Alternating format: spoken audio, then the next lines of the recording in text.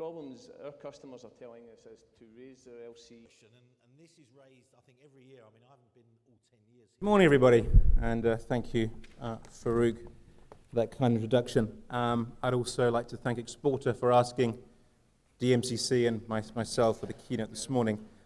The subject that I have been asked to talk about this morning with you is a very long title. It's Fueling the Engine of Growth Through Commodity Trade Flows and Innovation, and the DMCC's role in that. That's a bit of a mouthful, but it's a subject that at DMCC we take extremely seriously. One need only look at the conference brochure, the itinerary for the next 2 days, and you will see a number of DMCC staff who are moderating panels, etc. In addition, we also sit on the GTR editorial board. A year ago, we launched a pioneering breakthrough product at this conference called DMCC Trade Flow, but I can come onto that a bit later. So it's something we take very seriously, something we're very passionate about, and as I said, we're delighted to be invited back by Exporta this year. Before going deeper into fueling the engine of growth, which is quite sort of inspiring title, I think it's important to understand why we at DMCC feel even qualified to be standing in front of you and talking about this. So I think it's very important for you to understand what we do and why we do it. Now, rest assured, this isn't a sales pitch. This is about qualification, so you understand how deeply we get involved in understanding how trade flows and the significance of that.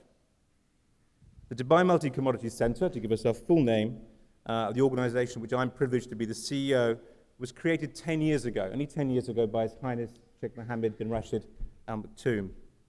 And today we have over 6,000 companies registered in the free zone, 2/3 of whom are directly involved in the commodity trade and the flow of trade.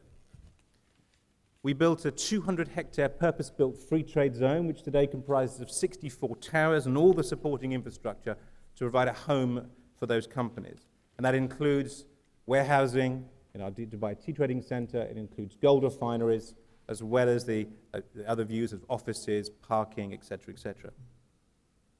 On average, almost 200 companies come to DMCC every single month to set up their businesses. That's staggering. No other free trade zone in this region is doing anything like that. And in a few short months, DMCC will be the largest free zone in Dubai in terms of company numbers. A staggering performance if you think that only 3 years ago, we had less than 2,300 members in the free zone. So the toughest years, one would argue, business years in the world, the toughest years certainly in this region and that Dubai has faced, have been an incredible barometer of the appeal of Dubai and the appeal of DMCC, but more importantly, the importance of trade and how trade has to flow to encourage business to prosper. The poster child, as we like to call it, is the diamond trade. And before DMCC was created, the value of the diamond trade in Dubai was a handful of millions of dollars. It was between $3 to $6 million, or, as my wife points out, a very nice stone. In 2011, because the 2012 figures aren't in yet, the value of the diamond trade was $39 billion. That's physical stock of polished and rough diamonds coming through the Emirate of Dubai, the vast majority of which are coming through Al Mas Tower. Al Mas is Arabic for diamond, which is now the center of the diamond trade for this region and the third largest diamond trading center in the world. If ever you needed a more tangible example of how trade can drive business, the diamond example, I think, is, as I said before, the poster child. But we can't forget the history of Dubai being the city of gold. $56 billion of physical gold passed through Dubai in 2011. That's a pretty good number. But when we think that that is reported to be 25% of the physically available stock of gold in the world, that's a phenomenal achievement.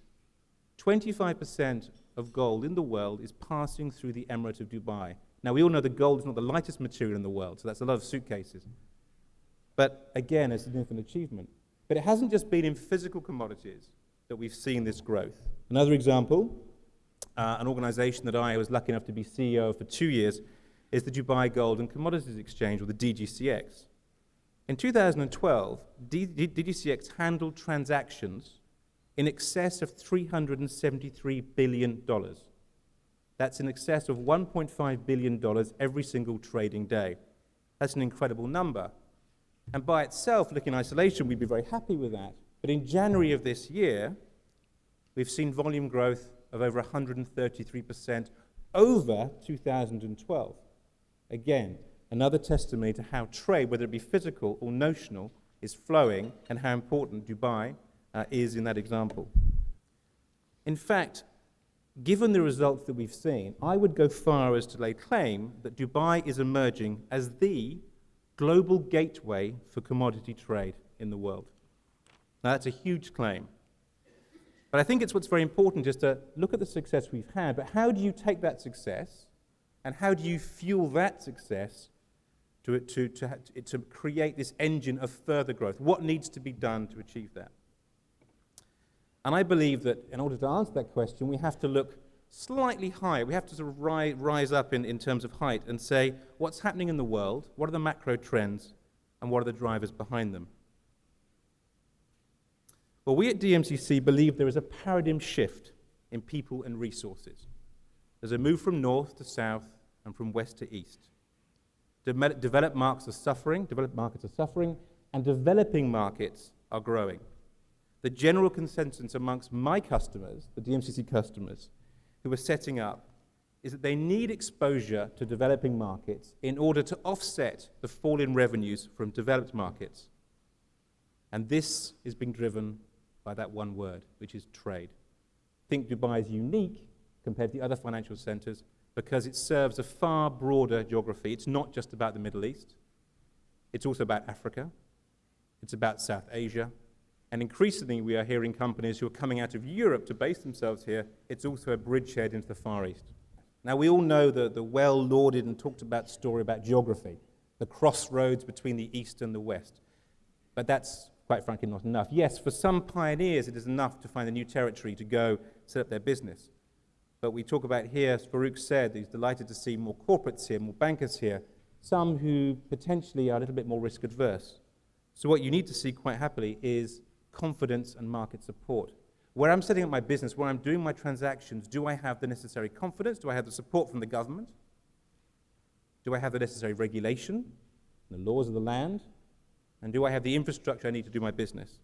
Where it's perfectly clear that in Dubai and in the UAE, we suffer, I would argue, from incredibly strong government support.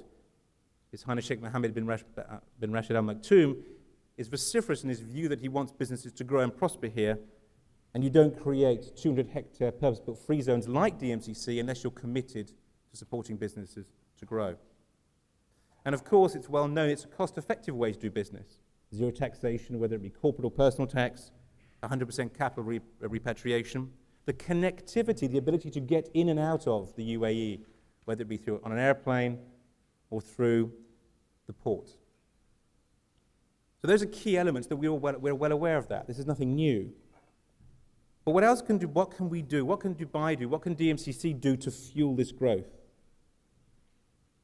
Well, we believe the DMCC way is to, yes, accept the infrastructure, accept the geographic location, but we believe we have a toolkit.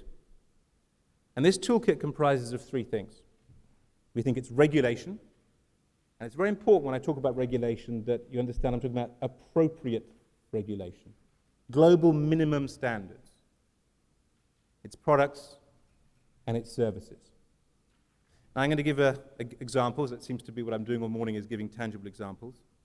The DMCC, on behalf of the UAE federal government, manages and looks after the Kimberley Process Office here in Dubai. Now, for those of you who are not familiar, the Kimberley Process is a UN-sanctioned process to encourage the ethical trade of conflict-free diamonds. And every diamond producer and every consuming nation in the world has a Kimberley office. And effectively, it's a pass the parcel. From origin, stones will leave with a certificate of authenticity, and they're received by the Kimberley office of the receiving country, and it's passed on. And we've been managing that office on behalf of the federal government, and it's now, as I said, the third largest Kimberley office in the world. And what we've seen, by applying those global minimum standards, is that actually traders in the diamond trade feel more confident that the stones that they are financing, the stones that they are selling and buying, meet minimum standards, are clean, if you like, and they can trade with confidence. So we took that example. We said, if that's allowed the diamond industry to grow from $5 million to $39 billion in 10 years, what can we do to assist the gold market? Now, I'm sure some of you will be aware of new legislation in the States, Dodd-Frank, and the great pressure that is there for the ethical sourcing of conflict minerals, and gold is number one. So what DMCC did, it took the example of the Kimberley process, it engaged with the federal ministers here in the UAE, and we said, for our free zone, for the companies that we regulate, that we license and we register and we regulate, we can actually implement the OECD guidelines for the minimum standards for the ethical trade of gold to ensure they're compliant. And the feedback we've got from our customers is, thank God, somebody is willing to make a stand, provide minimum standards in the market that we can trade with confidence, that we can turn around to our financing bank and say, yes, we've sourced these goods ethically, we meet these standards, and we're happy for the DMCC to come and audit to make sure our processes are correct. That's my example of regulation and appropriate levels of regulation. I can't stress enough that it's appropriate levels. This is a developing economy, it's a developing market, and we want trade to flourish and prosper and assist it to do that and not stifle it. It's very important. I talked about products and services as well. Last year at this very conference, we launched the DMCC Trade Flow. 1 year on, we've seen transactions take place in gold, in steel, jewelry, soft commodities, and over 150 transactions, trade finance transactions have taken place. Fantastic, very pleased with the results of that.